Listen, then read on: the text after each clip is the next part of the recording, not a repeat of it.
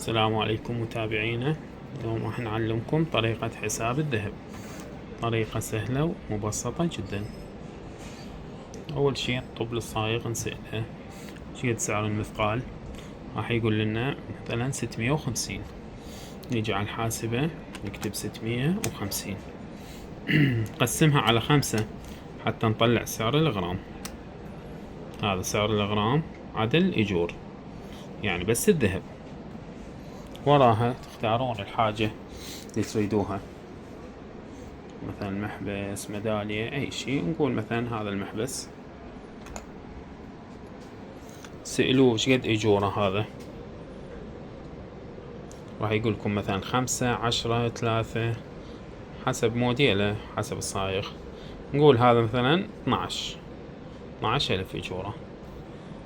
نرجع للحاسبة، قلنا احنا طلعنا 130، هذا سعر الغرام عدل إيجور. نقول زائد 12 إيجور الغرام، يطلع شقد عندنا 142. نقول له هذا شقد وزن المحبس،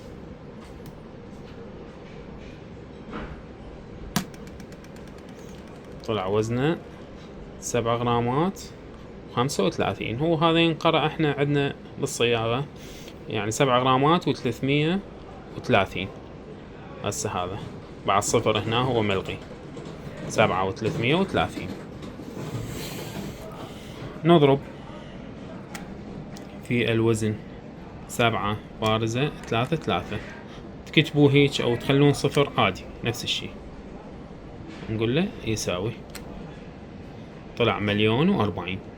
هسه هذا سعره للمحبس 1,040,000 ألف، وهذه 860 دينار، هاي عادي ملغية.